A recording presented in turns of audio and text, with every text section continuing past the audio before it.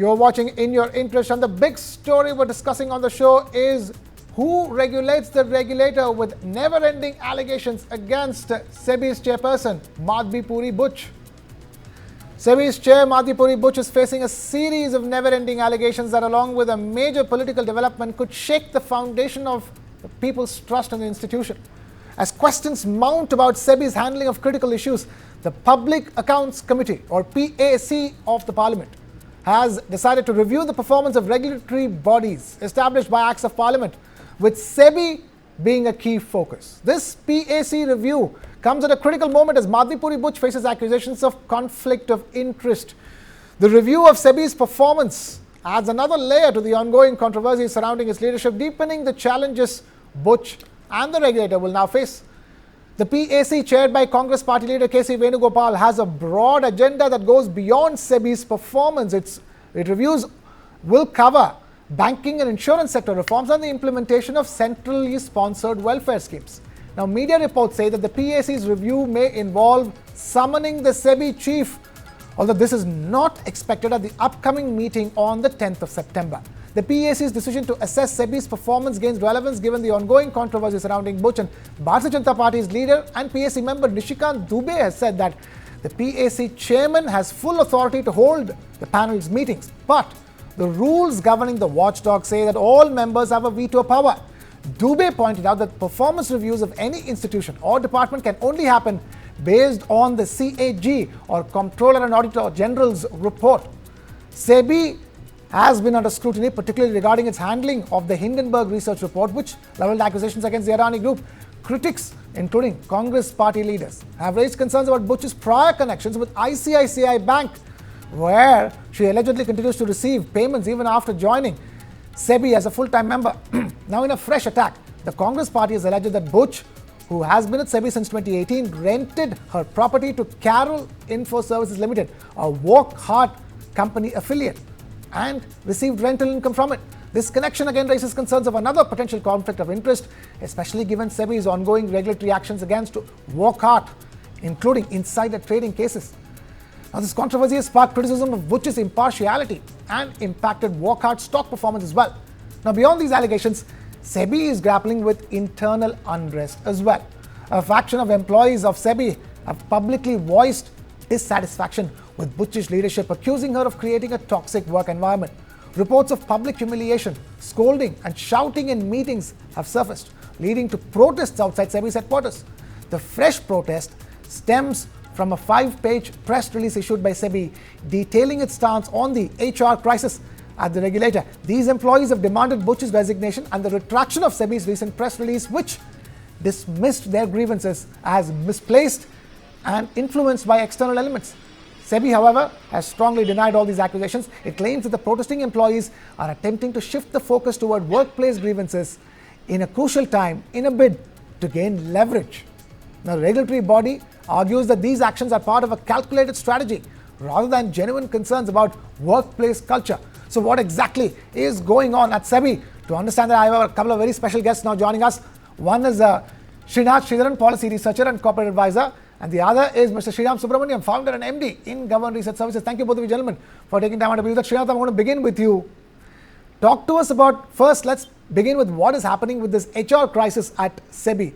What about these allegations that have been made about toxic work culture, etc., etc., and SEBI saying that they are trying to gain leverage and mileage at a time when the regulator is found vulnerable? So, Krishna, I think the overall aspect, I see it as three segues of the three P's. I mean, one is the public policy of functioning the way it does, and public governance. And both of these we will speak in a while as you take further questions.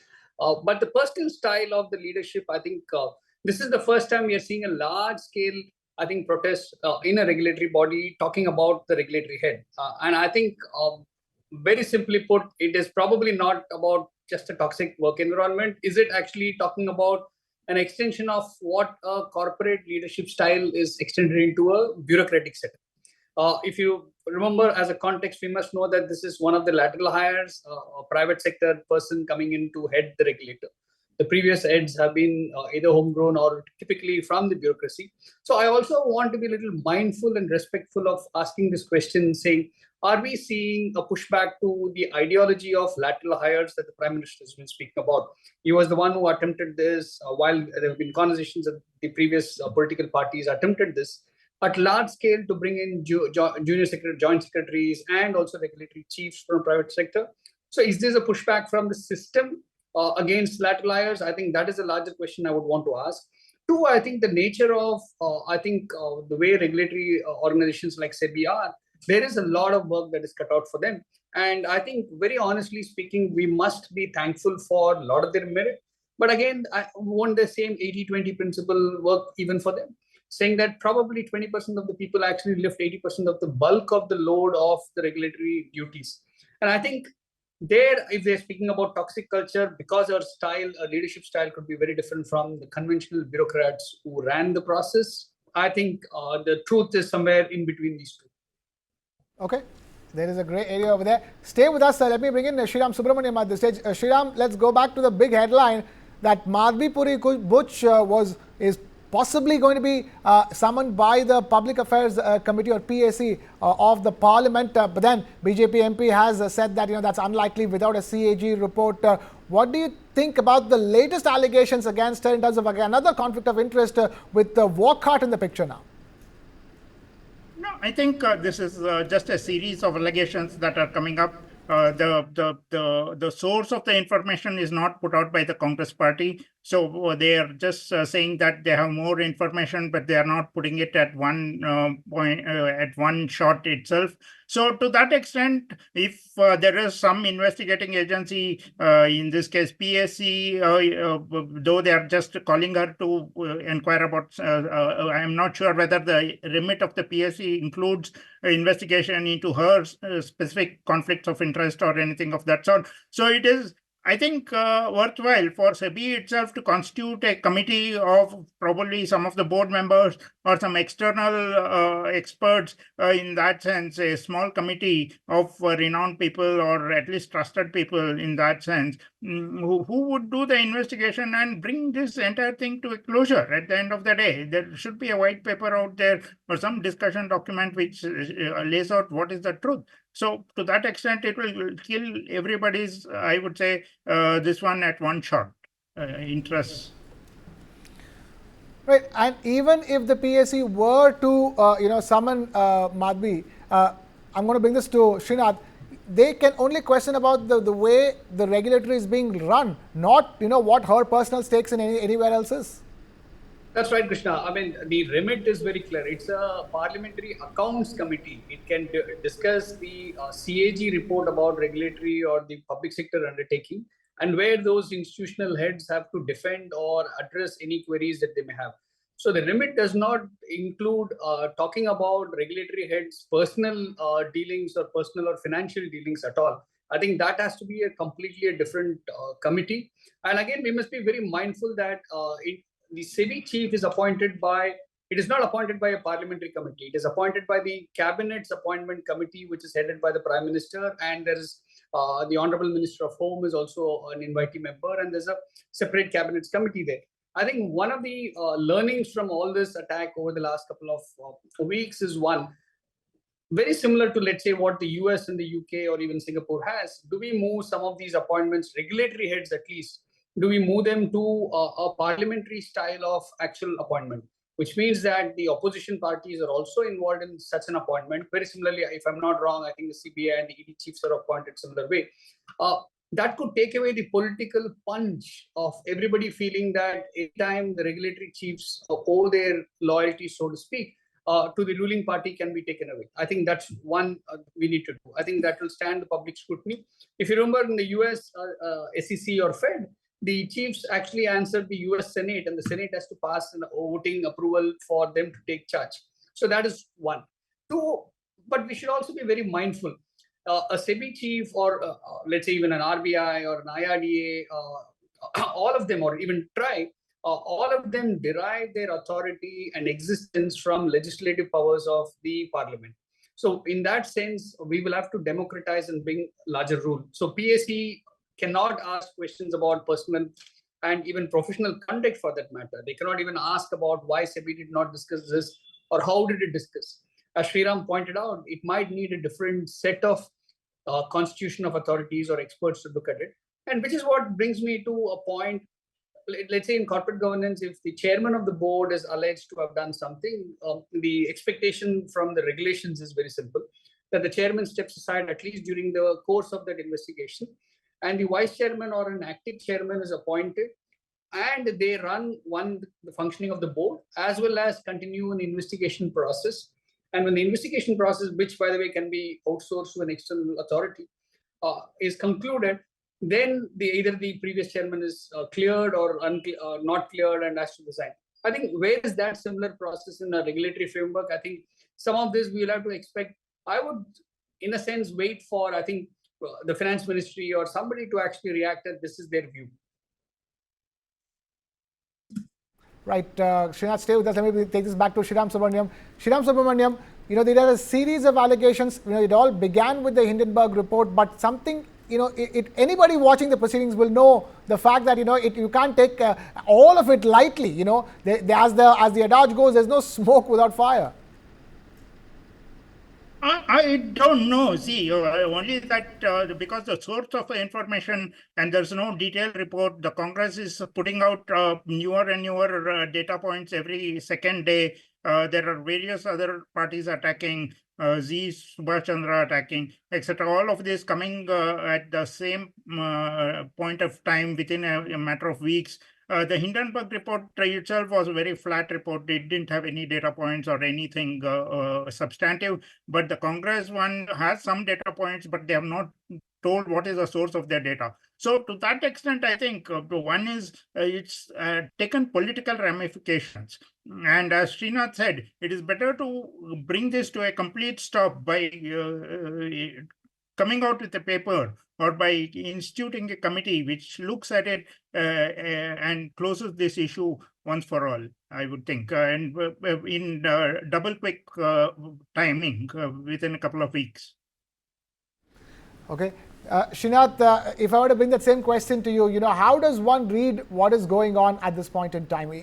One is the fact that, Madhabi Puri Buch has made it very clear that whatever financial dealings she's had, she's made the requisite disclosures. But the fact that so many of conflicts of interest and the way the kind of person she is or the kind of professional she is all coming out at the same time, very difficult for people to not want to know more, to see where does the truth lie in the matter.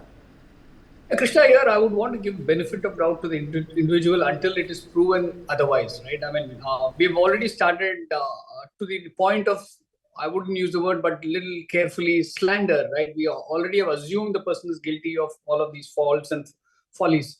I think who is that particular authority who can question, and they will have to start that very quickly without politicizing it. And I think I want to be very cautiously ask this question. Do you think if these allegations had happened a year before, just a year before, 12 months before, in Modi to a second term, do you think the opposition would have rallied and would some of the corporate, I mean, my sense is there are also corporate lobbies involved in this entire attack. And I'm using the word attack until it is proven it's an attack. Do you think some of these would have come up? My hypothesis is no. I think here the government is kind of a coalition government, and a lot of whatever it does or whoever it appoints will be up for scrutiny. And two, I think very importantly, SEBI at this point in time, whoever is the government nominee on the SEBI board probably will have to step in as the acting chairperson and probably clear a lot of these questions. Otherwise, with these doubts, I think we're going to create a sense of disrepute for a regulator, and especially somebody who regulates the markets right from every single behavior on a daily basis. That's one. Two, I don't think we should extend it to say that regulatory system is weak. Indian regulatory systems are not weak. They're fair enough and they're robust enough. This is a personal allegation about an individual, and this is up to that individual and the concerned, her bosses, so to speak, to quickly respond and close this matter. And I think to be very fair to what Sriram said, what is the source of data that somebody has provided, and has it been declared and has it been recused? And here is where I think the SEBI board probably, instead of waiting for a formal board meeting, call for a quick board meeting. Very similarly how a corporates would react, right? If you have a crisis, you would call for a board meeting and say, let's talk shop. And I think similarly, I think if they can do that, they're also sending a message to the market of how they would expect listed entities to behave in such terms of crisis. This is a classic case. They want listed entities to behave in a certain way. How are they going to behave is what I would watch if I were a listed entity. Sriram, then we get back to the same question. Who regulates the regulator? Clearly, there is the PAC, which is now taking a review of regulators in the country. What do you expect the PAC to do? No, see, I am not sure the PAC has the remit to go into individuals, at least from what I could make out in the hours leading up to this discussion. But so to that extent, I think, as Srinath said, there's a board, and the slander is not across the organization. It is only on a specific individual, the chairperson of the organization. So to that extent, all the details, the board can take a view and investigate or come out with a paper which is very clear. On day one, they did that when the Hindenburg report happened. And so to that extent, they can easily sort of at least try to come out in a quick manner as to what is her personal interest from what has been the process where she has disclosed to SEBI on an ongoing basis, what all disclosures have been made internally, etc. And we should, and in the process, see,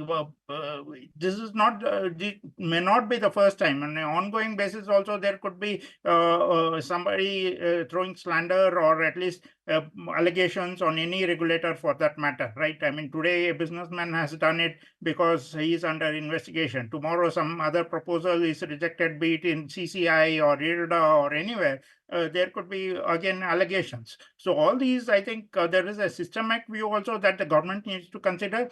There is an individual view now because a particular individual is under scrutiny. That has to be also addressed. And this employee thing is that's a total HR issue. And I think the board of SEBI itself is under scrutiny. They're not just one individual there. All right, we will leave it at that. Sriram Subramaniam and Srinath Sridharan, thank you so much for taking time out to be with us here on News 9 Live on In Your Interest. And with that, we've completely run out of time here on this edition of In Your Interest. Thank you so much for watching. This is Krishna Kumar signing off.